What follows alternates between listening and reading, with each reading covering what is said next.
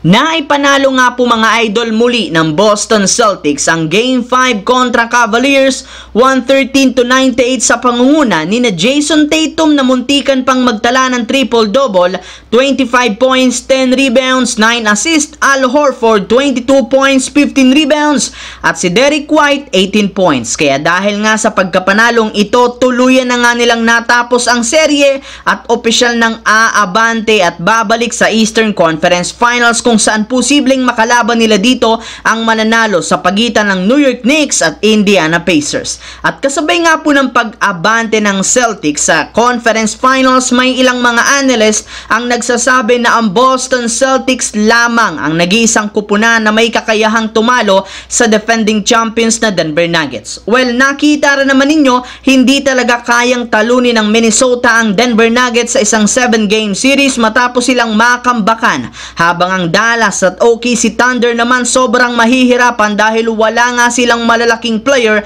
na kayang makasabay dito. Kaya nangangamoy ang Celtics lamang ang may kakayahang talunin ito, lalo pat meron nga silang malalaking 3-and-D player na kayang sabayan ang defending champions. Samantala, matapos na maging malamya ang performance ni Bronny James sa unang araw ng scrimmage sa draft combine, agad rin naman nga siyang bumawi sa pangalawang araw nito. Siyempre, sa katunayan nakapagtala nga siya dito ng 13 points, 2 assists sa kanyang 2 out of 4 sa 3-point line sa loob ng 23 minutes. Kaya dahil dyan, siya na nga ang pinarangalan bilang player of the game sa pangalawang scrimmage sa pangalawang araw ng NBA Draft Combine. Pero hindi lang naman nga puro statistical points ang ipinakita nito. Sa katunayan, may ilang mga scouts ang kagaya na lamang ng Lakers ang naibalitang humanga kay Bronny dahil sa kanyang depensa. Bukod nga po dyan, napakaliksi rin naman itong gumalaw na isa sa mga alas nito. And speaking of Lakers mga idol, mismong si LeBron James na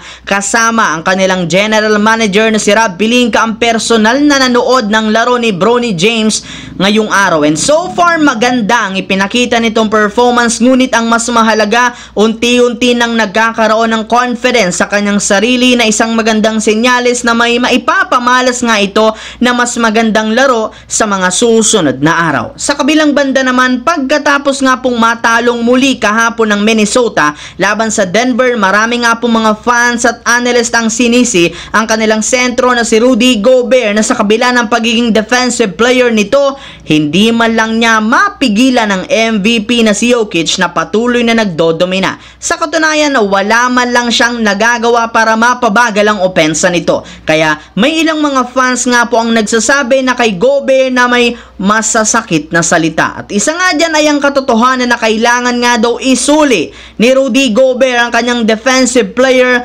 Award ngayong season, gayong napatunayan na hindi niya ito deserve matapos siyang paglaruan at gawing sisiw ni Nikola Jokic sa one-on-one. May ibang mga manlalaro rin naman sa NBA ang mas deserve ng ganong klaseng award. So yun lamang mga idol. Once again, this is your J-Zone TV. Huwag kalimutang mag-like, mag-subscribe, pindutin ang notification bell sa akin channel para lagi kayo maging updated sa mga nangyayari sa NBA. I-follow nyo na at i-like ang ating Facebook page, J-Zone TV. Maraming salamat mga idol.